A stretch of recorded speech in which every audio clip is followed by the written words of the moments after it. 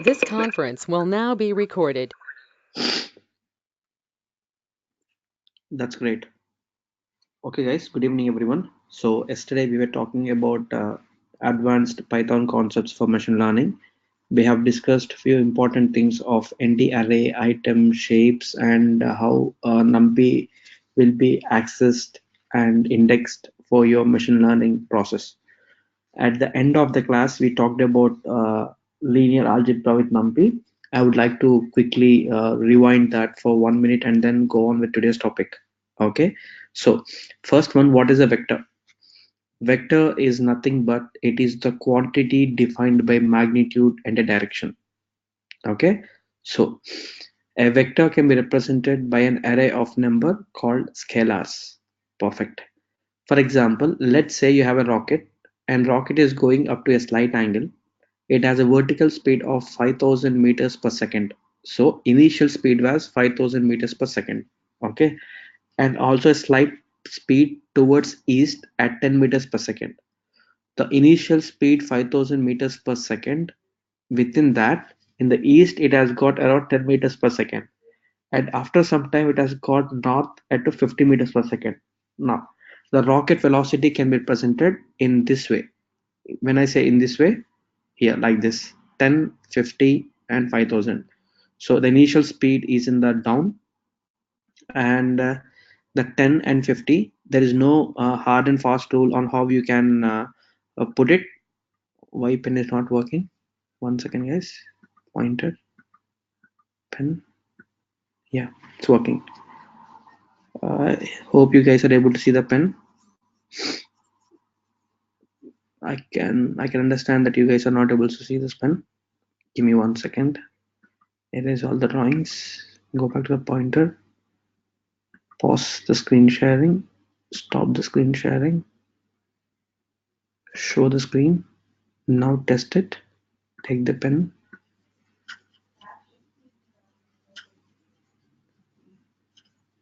No. Yeah, now I can see it's working. Yeah, perfect. That's good. Okay, cool. Now let's erase all the drawings. So this is what I was talking about. Now the vector of your rocket speed at 5000 meters per second and east 10 meters per second and north 50 meters per second is represented in the velocity point as a vector. Okay, so as simple as that. Now let's take this example. In space, a vector can be shown as an arrow. First one is starting point is the origin. Okay, and then when I say starting point is the origin, this is the starting point is the origin. Starting point is the origin 50, and ending point are the values of the vector. Okay, ending, we don't know the ending here, but we assume that 50 is the ending. For example, we can say now this is one, this is other one, and this is other one. So this is called as a vector. Okay, now basically when you talk about magnitude and direction, now take this example. This example is saying a vector is the quantity defined by magnitude and a direction. Okay, now this is the initial point and this is the magnitude. Okay, the direction can be this way as well. Okay, but always assume a vector is nothing but the quantity. It's not about the number, it is a quantity defined by magnitude and the direction, in which direction it is going with what magnitude. That is what a vector is. Now we will go deep into vectors and working understanding on the vectors. Okay, hope this slide is clear to everyone. Now let me go to the next slide. This one is use of vectors in machine learning. Perfect. Now let's take one use case. I'll explain you how things works here. First one, vectors have many purposes in machine learning, most notably to represent the observations and also predictions. This is very important. Vectors are used in machine learning to represent and to uh, understand the predictions. And let me put a slideshow mode, or let me show full screen. 1 minute. Presenter view. Okay, this makes sense now. Okay, so we are talking about this one. If you see this one, in this, what is happening is we are talking about machine learning, right? We are talking about vector usage in machine learning. When I say vector usage in machine learning, all you need to understand is we are talking about different use cases. The first use case is if you are trying to build a machine learning system to classify a video, a YouTube video into three categories: good, bad, and clickbait based on what we know about them. Okay, this is what you're going to achieve. And now when you are going to achieve this one, how can you use your vectors to help you in achieving your goal? The first thing is, for each video we would have a vector representing what we know about, such as below. So this is one video. In this video I know it is good, my wife know it is spam, and my friend says it's clickbait. So everybody's opinion is taken in a vector form. Now, this vector could represent a video that lasts 10.5 minutes, but only 5 point few viewers watch for more than 1 minute. It gets 3.25 views per day on average, and it was flagged 7 times as spam. Now, this example, I would take it here. Okay, now let's talk it practically. This vector could represent 10 point. This vector could represent a video that lasts 10.5 minutes. So the video length is 10.5 minutes. Super. But only 5.2 viewers watch for more than 1 minute. This 5.2 viewers only watch for 1 minute. Why did they watch only for 1 minute? If it is a good video, people would have watched the complete video. It was not a good video. That is the reason only 5.2% watched it for 1 minute. Now, it gets only 3.25 views per day in average. So 3.1 second. So the 3.25 will come here. Okay. Can you see my screen, everyone? Can you see my markings clearly? I'm marking something. Okay. So what happens is, let me quickly stop, pause the screen sharing, stop screen sharing, show the screen. Yeah, now you're able to see the what markings I made. Okay. I'll do the markings once again for you. So guys, very simple. We are going to understand one use case where vectors is used in machine learning. Okay, it is as simple as it sounds. The first thing you need to understand is you are building a machine learning system to classify videos into three categories: good, bad, and clickbait. So this is what I'm talking about. I'd say this video is good. Someone can say video is spam. Someone can say this video is clickbait. Okay, now for each video, we would have a vector representing what we know about it, such as below. Okay, now this video could represent a video that lasts for 10.5 minutes. So the length of the video is 10.5 minutes. That is one of the artifact of the video. But only 5.2 viewers watched it for more than a minute. So 5.2 viewers watched for more than 1 minute. This is one of the artifact. Now, it gets 3.25 views per day on average. It gets 3.25 views per day on an average. Perfect. And it is flagged 7 times as spam. It is flagged 7 times as spam. This is how you can use your machine learning vectors. So whatever features you have on your system, you can use that. Okay, you can put everything into a vector. That is the best thing of a vector. Okay, now hope you understood this slide. Let's move on to next one. Now here we are talking about use of vectors in machine learning continuation. Okay, again, let me take a pen. Let's understand this example now. 1 second, guys. Let me understand this example. This example, 1 second, why pen is not working? I don't know what's wrong with it today. Okay, this example. Now based on this vector, our machine learning system may predict that there is 80% probability that it is spam, 18% is clickbait, and 2% is a good video. Okay. Now, how can I put that 80%, 18%, and 2% in a vector? Very simple. This class probability will fall here: 80%, 18%, and 2%. Okay, that is the vector. Okay, these results are expressed in the vector form like this. If you go to the previous slide, you have four artifacts, four features represented in a vector. Now I have only three features represented in the vector. It can be three features, it can be three elements, or it can be three lists to that matter. Okay, just understand the way how vector is represented. That's what I have to highlight here. Perfect. Now, this could be represented as a following vector shown in the diagram. So I explained in the diagram. So that's what it is. So in this slide, you understood how vectors will be represented. I'm happy. Now, representing vectors in Python. Okay, this is a bit different. Okay, how does this work? Let's have a look. Now, let me take a pen. This is first code. This is first code. Why pen is not working? Things are crazy, man, today. Go back to pointer. Go back to pen. Okay.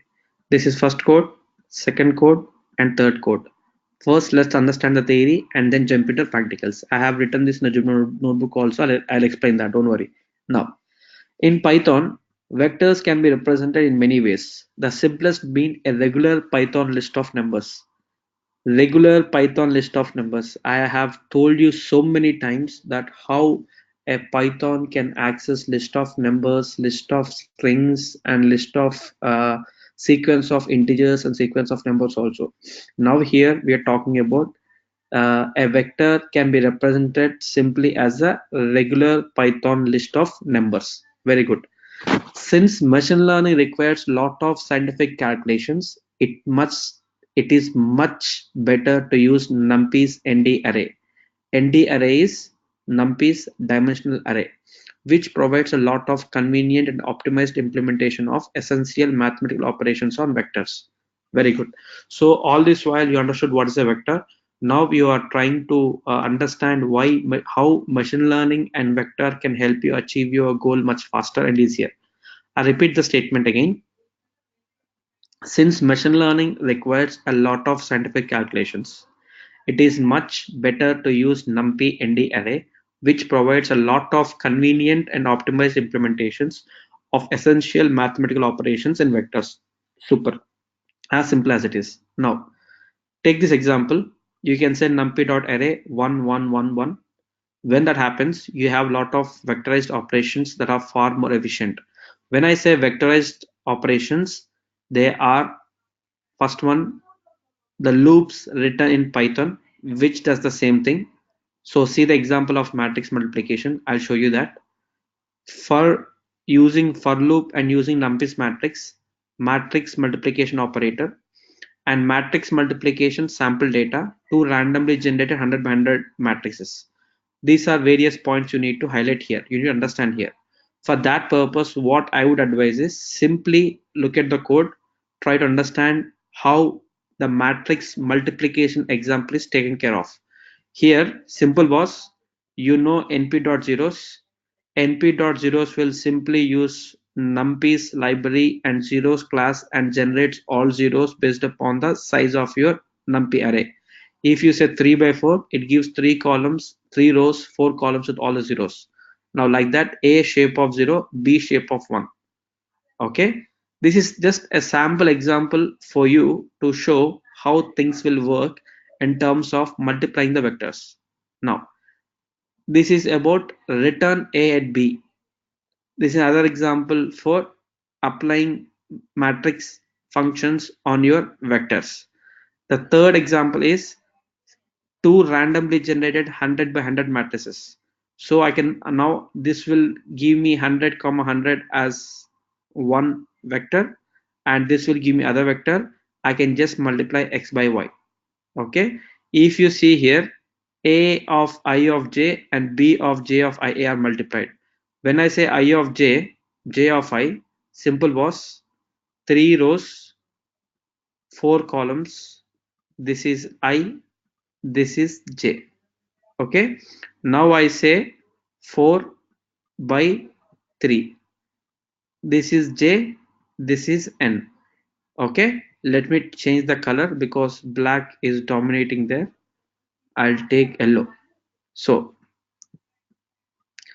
I and J, J and N. Now, if you go back to your matrices multiplication in 7th class or 8th class, so you have 3 by 4, you have 4 by 3. End of the day, what happens? This 4 by 4 will be removed and you get 3 by 3, which is 3 rows, 3 columns. Now, that's what he tried to do here. C I of j is nothing but your I of j into j of j is multiplied.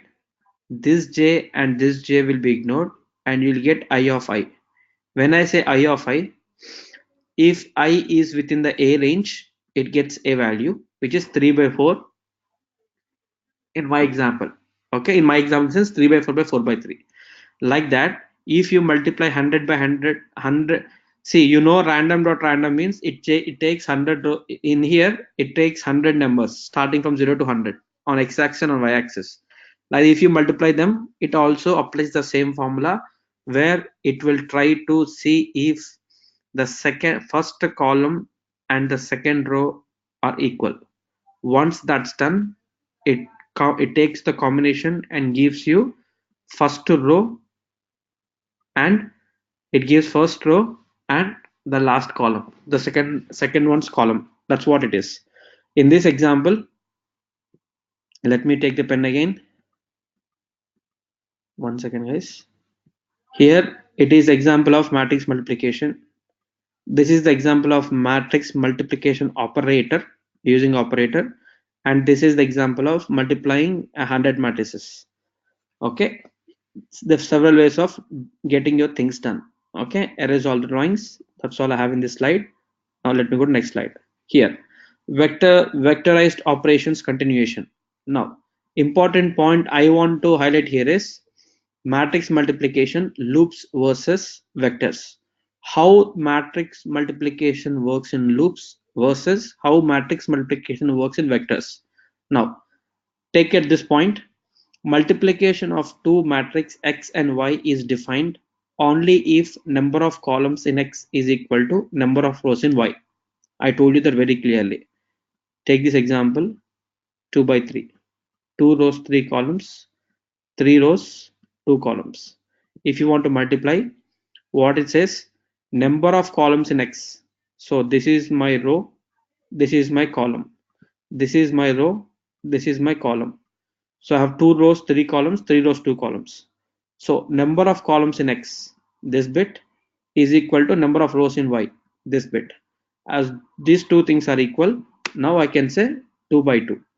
Okay. Now I can say 2 by 2. Okay. That's what he is trying to tell you here. Okay. We have got 2 by 2. Perfect. That makes sense. Now take another example.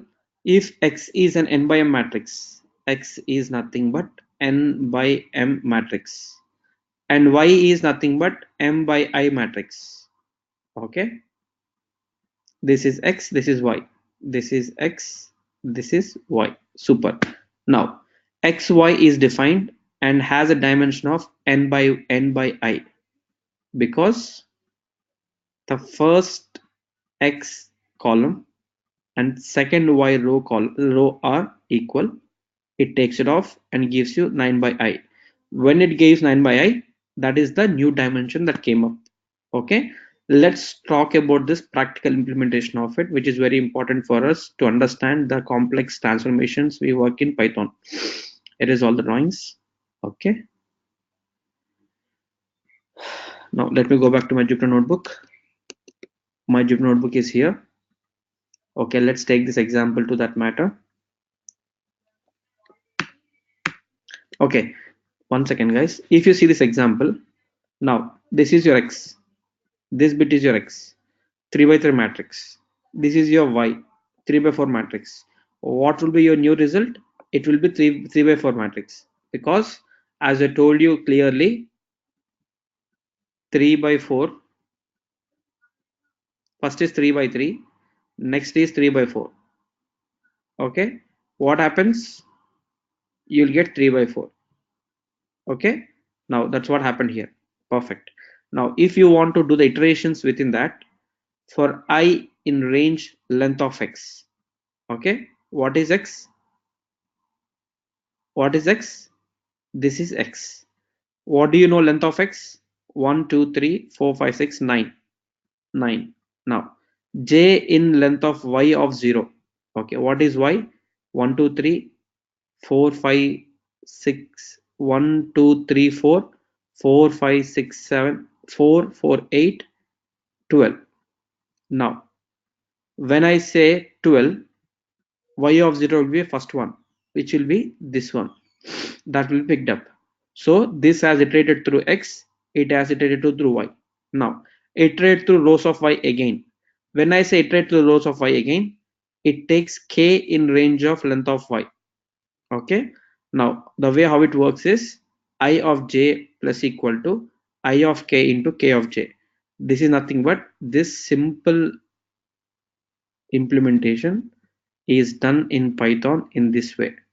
If you don't understand how this concept came in your front end, the Python logic that's working in backend is this formula. If you go and Google out multiplying two matrices using loops, that's what you get.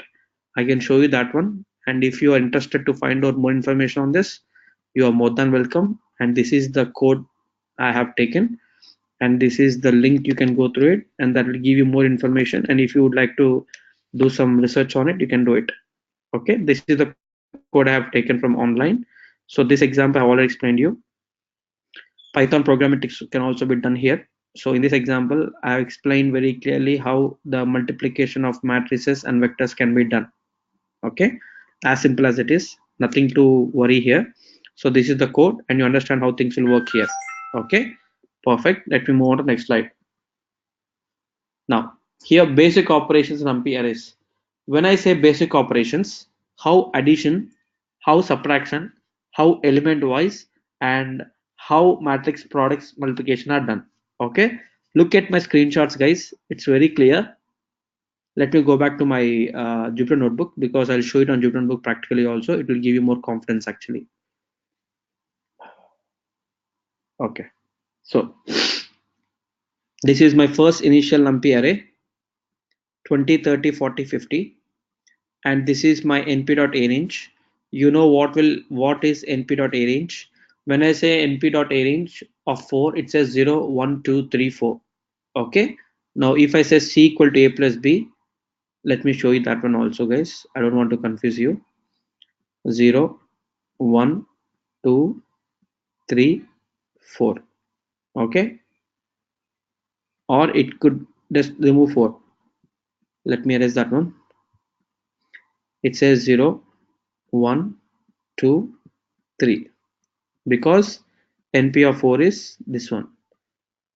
20 plus, okay, I'm here, right? Okay, 20 plus 0 is 20, 30 plus 1 is 31, 40 plus 2 is 42, 50 plus 3 is 53. Okay, that's what I got. Perfect. This is how the vector addition will be done. Okay, now let me see the subtractions. Okay, again np of 4 is 0, 1, 2, 3, 4. 20 minus 0 is 20, 30 minus 1 is 29, 40 minus 2 is 38, 50 minus 3 is 47. 20, 29, 38, 47. Perfect. Now let me see how multiplication is done. Okay. Now multiplication is a bit different, because the way how multiplication will be done will be, I'll show you that. Give me 1 second. I'm suffering from severe cold, guys. Bear with me.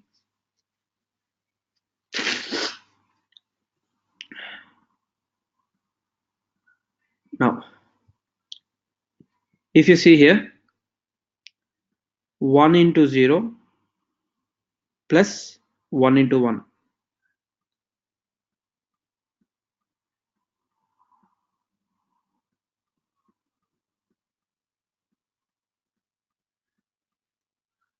Okay. Now, like that, again 1 into 0 plus 1 into 1. This is one set. Second one, 2 into 3 plus 2 into 4, and 0 into 3 plus 0 into 4. Now Guys, element-wise product is a bit different from the normal product. The reason why I say that is, if your number of columns on your X and number of rows on your Y are equal, it is straightforward. If that is not equal, then that is a bit different. Okay, so if you want to, let me run through this one and show you again. That will give you some more confidence actually. Done deal. Perfect, I got it. Perfect, I got it. Now if you see here, A into B, it's 2 comma 0, and this one is 0 comma 4. Okay, the practical way of working this out is 1 into 0. Let me take a pen. 0,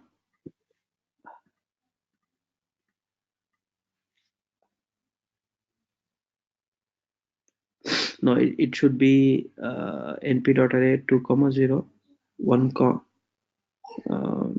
2 comma 0 and 0 comma 4. 1 second guys. 2 comma 0 and 0 comma 4. This is one dimensional and this is also one dimensional. That's the reason why the way how it is multiplying is a bit different.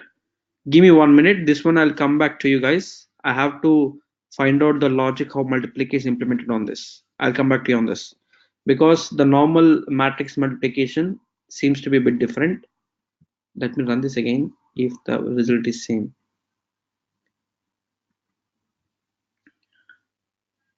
See, it has changed now. It came 5 comma 4 and 3 comma 4 because every time it's generating random numbers. 5 comma 4 3 comma 4. Once again, that's fine. Okay, this is different and this is different. I'm running this one. Okay, this one I'll come back to you on why this element wise multiplication is done. P dot array 1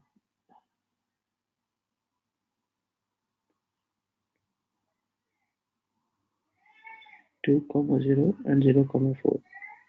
1 into 0 1 into 0. Okay, 1 minute. Let me try that out. The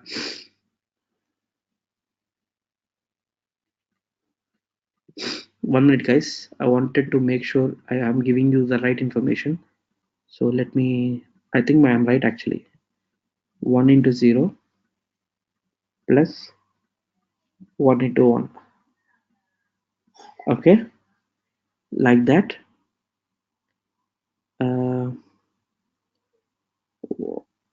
1 into 0 plus 1 into 1.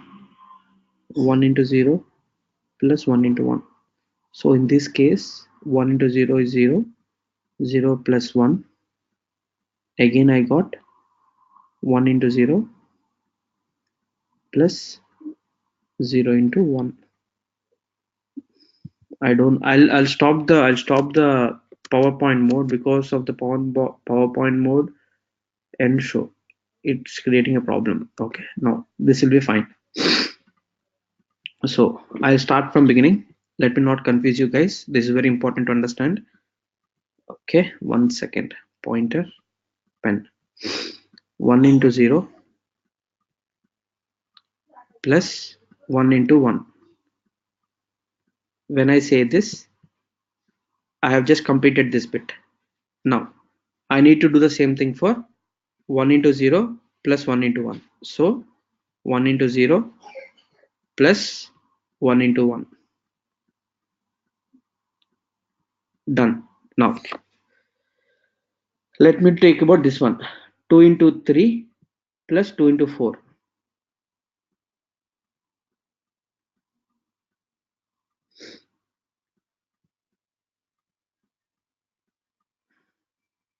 Like that, 0 into 3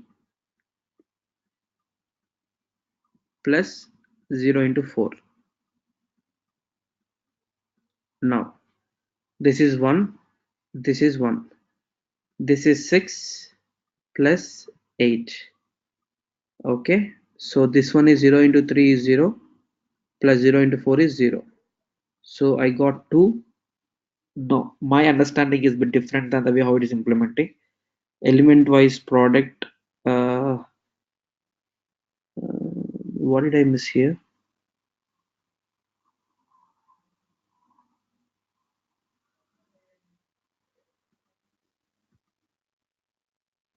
Okay, very simple, boss. Sorry. I have applied the matrix transverse instead of directly multiplying it. My sincere apologies to confuse you here. I'm really very sorry. It's clearly saying element-wise product. When I say element-wise product, simple, boss. 1 into 2 is 2, 1 into 0 is 0, 2 comma 0, done. 0 into 3 is 0, and 1 into 4 is 4. That is what it is. This is what happens when you deal with so many things. I was just before preparing the slides, I was doing so many transverse operations to show it on the slide. So I was totally, a lot of things are rotating around my mind. That's the reason I'm confused. Okay, it's very simple. Element wise mean x element, first row of x element with first row of y element, first column of x element with first column of y element, like that. That's element wise is, that's how it works. If you're dealing with transfers of the matrix and index, 1 into 0 plus 1 into 1 will work, which is coming in the next slide. As I was preparing the slides, I dealt with so many things. I'm just stuck there. I'm sorry for the confusion. So element wise product might be very clear for you now. Element wise nothing but this vectors, this element in the position with the other vectors, other element, other position. That's how you need to work on. Okay, hope you are clear till this point. Now let me go back to my slides. So addition is done, subtraction is done, element is also done. Now matrix product. Here, while doing the matrix product, see, this is the matrix product. Matrix product is represented by dot. Okay, now here what I say,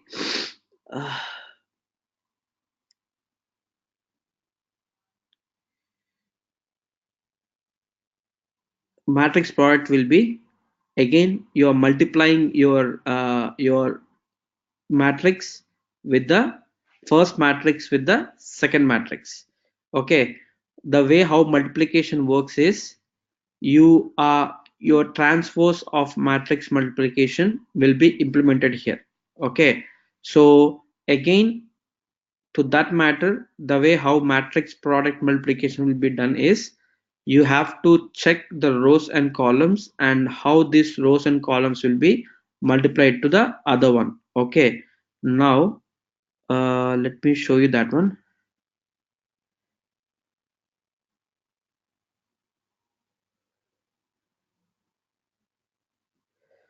One second, guys. Let me take the pen. One second. I think it's not working. Something is wrong with my laptop today. Okay, 1 into 2 plus 1 into 0, 1 into 2, 1 into 2 plus 1 into 2, sorry, 1 into 2 plus 1 into 2, done. 1 into 2, like that.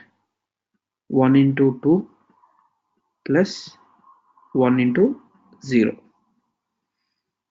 Now guys, let me show you practically how I did this one. Erase all the drawings, take the pointer, this one again, 1 into 2 plus 1 into 2, 1 into 0 plus 1 into 0 for this one, like that. 0 into 3 plus 1 into 3, 1 into 3 plus 1 into 4. This is how the matrix multiplication works. Okay, if you see that one, you will get 5 comma 4 comma 3 comma 4. Okay, just that's straightforward formula. You do not have to worry about it. Okay, if I go too much into it, again it will be complicated. I don't want to confuse you with that. It's straightforward matrix multiplication. Okay, now let me erase all the drawings. Now let me go back to the pointer. Now this bit is completed. Let me go to next slide. Next one is division, integer division, modulus, and exponents. I've explained everything very clearly in the slides, but if you want to clarify that again, you can run it by yourself. This is division, this is division, this is integer division, this is modulus, this is exponent.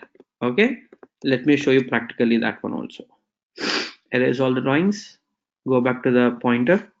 Now if you see c equal to a by b, perfect. Now if you see here, np.arange starting from 1 to 5, what does it do?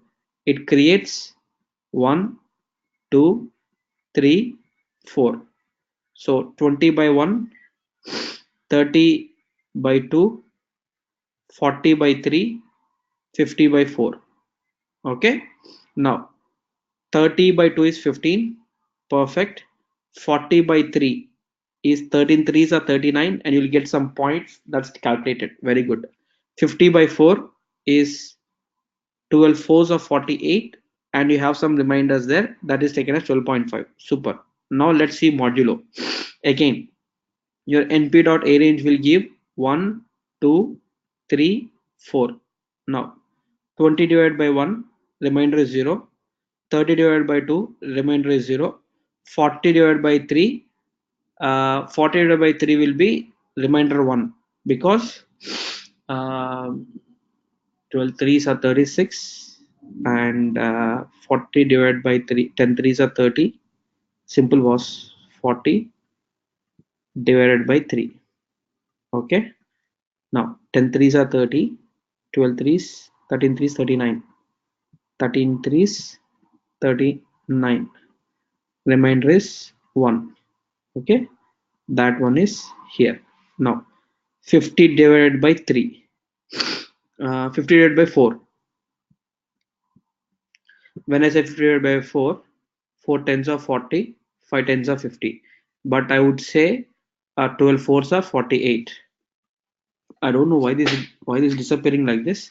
12 fours are 48, remainder is 2, so you will see the remainder 2. That remainder 2 is here. Okay, you got that. Now let's take the exponentials. The way how exponentials work will be, let me show you that one also.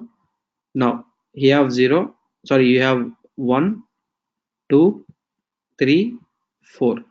Now a into b, 20 one time will be 20, 30 two times will be 90, 30 two times means 30 into 30, that will be 900. Okay, now 40 into 3 times means 40 into 40 is 1600, and 1600 into 40, like that. 50 into 4 times, 50 into 50 into 50 into 50, that will be 62,000, 5,000. No, this is a big figure. 6 lakh, no, it's more than that actually. It's big number. Okay, so this is how your exponentials would work. You understood about addition, you understood about subtractions, you understood about division, you understood about modulos and everything, and how numpy array will deal with it. Okay, so with this one we have covered all the important aspects of numpy arrays. Now let's jump into conditional operators. How your conditional operators are dealt in your Python. Python in the sense numpy array. Okay, so let me show you the practically, and then I'll jump into theory. Okay, so first one, I have an array 20, minus 5, 30, 40, and now I'm going to compare it. I'm saying m is greater than this one. Okay, so what is m? M is this, right? Now let me take a pen. Is 20 greater than 15?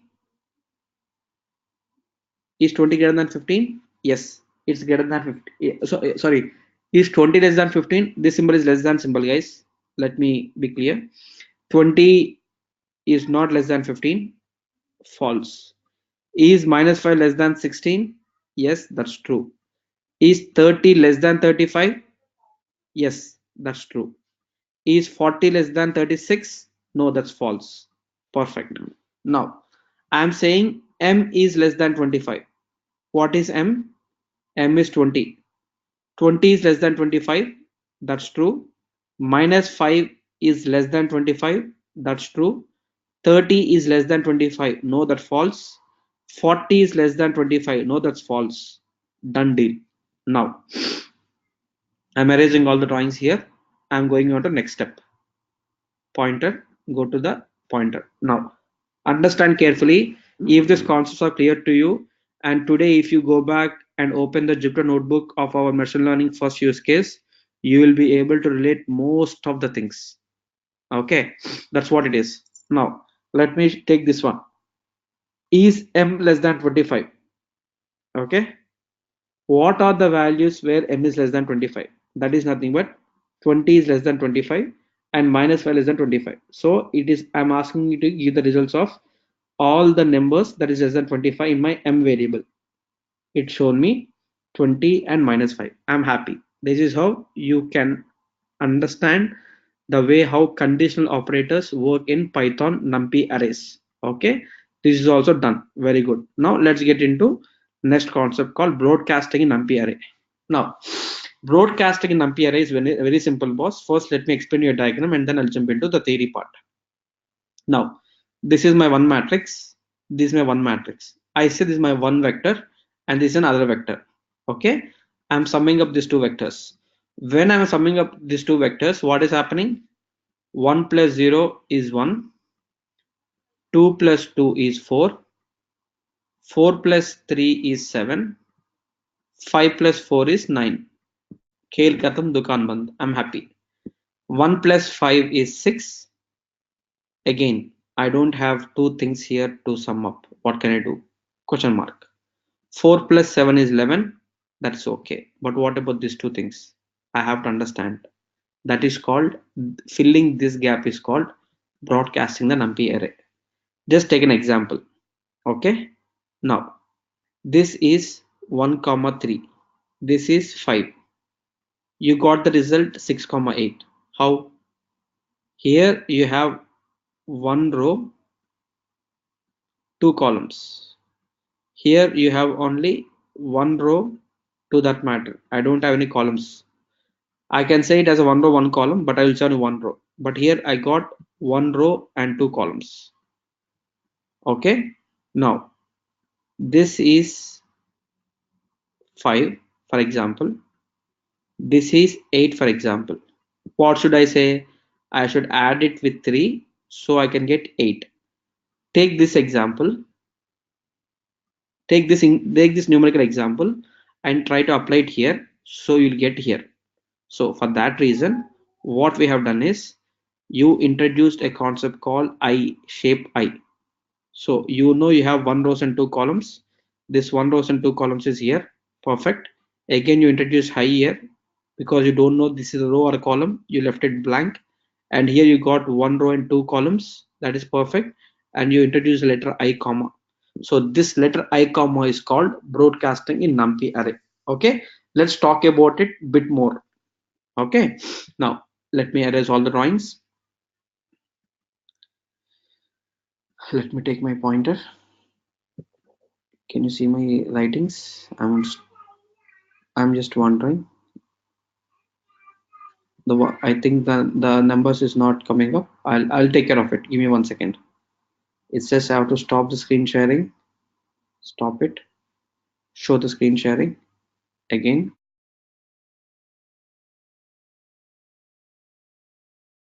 Okay, we okay now. Let me see the.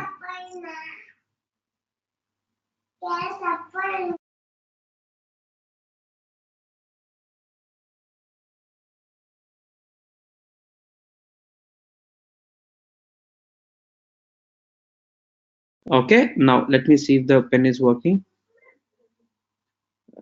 Yeah, pen is working now. Super. Okay, this is very simple concept, guys, but let's understand the concept. Let's understand theory here. In general, when Numpy expects an array of same shape but finds that this is not the case, it applies so-called broadcasting variables.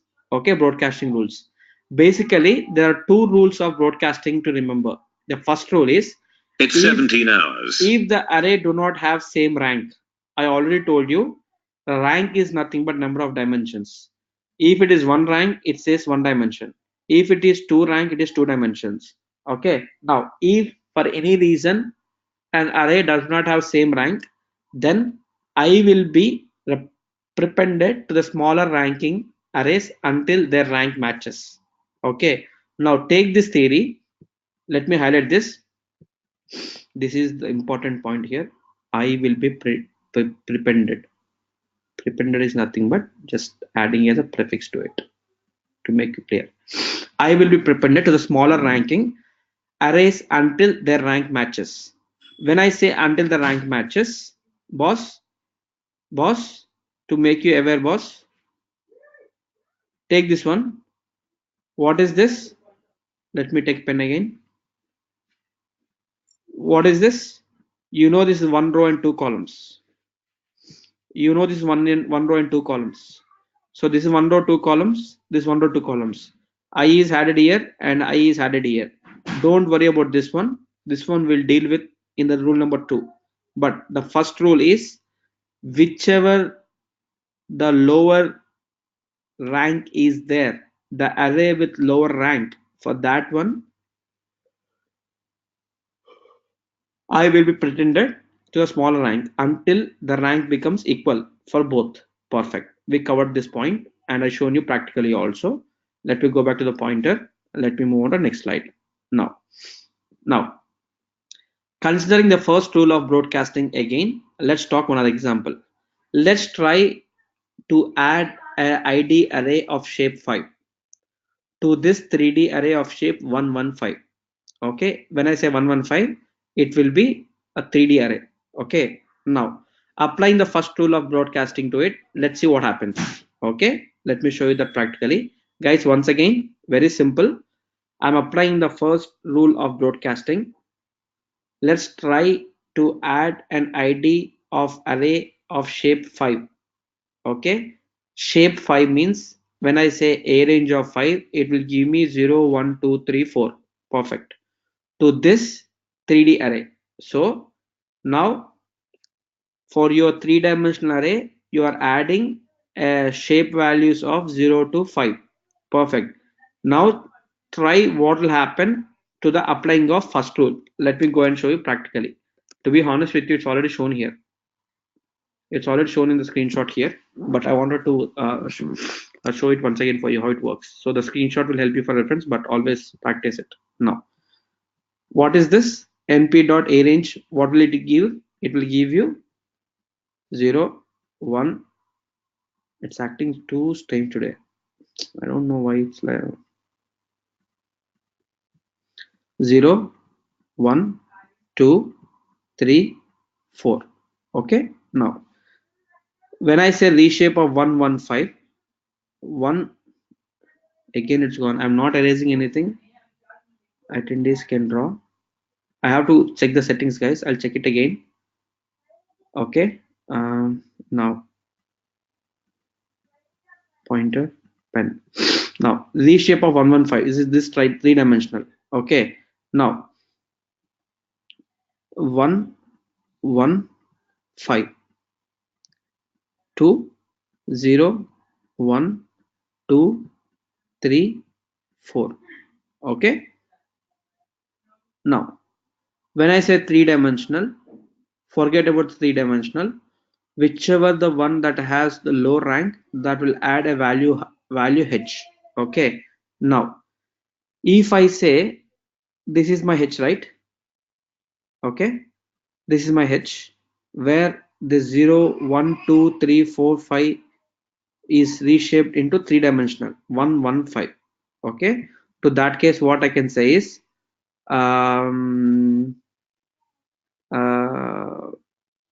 to that case what I can say is the 0, 1, 2, 3, 4, 5 will be put into three-dimensional. Now what happens when I add the number 10, 20, 30, 40 to my h? So your h is 0, 1, 2, 3, 4, right?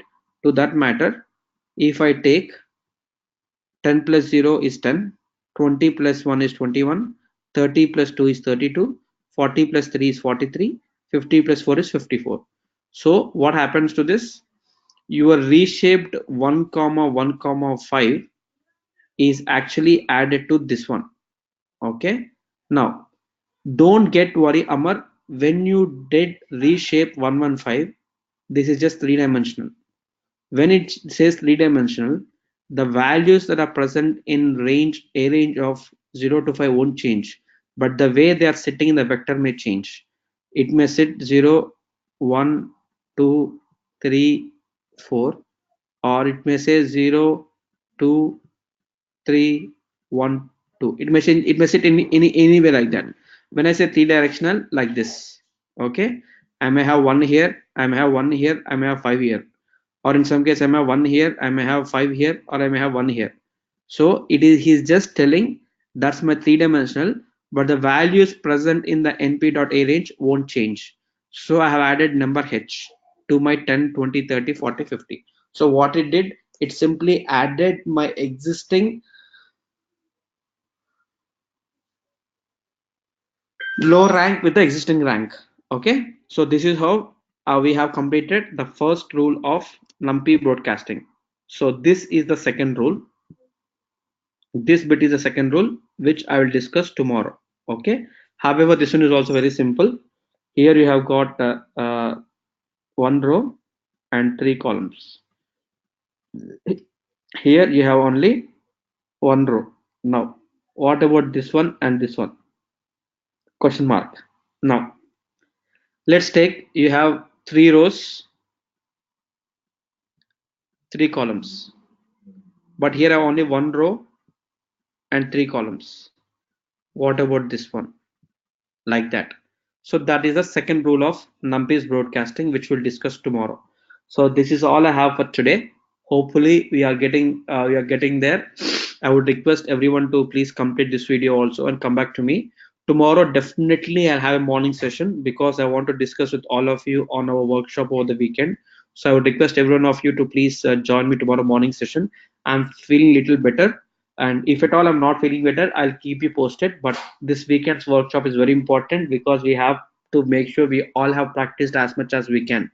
As I advised you earlier, as I recommended, workshops are very important. That is the place where we all can sit together and understand who has understood what and who has done the progress well and who would need help. At least if I'm struck, you have a person who, we have other person who can help you. So that way, please improve your knowledge. Take it slowly, but make sure you're consistently getting there. Okay, thanks guys. Have a great evening. I'll see you all tomorrow. Take care. Bye bye.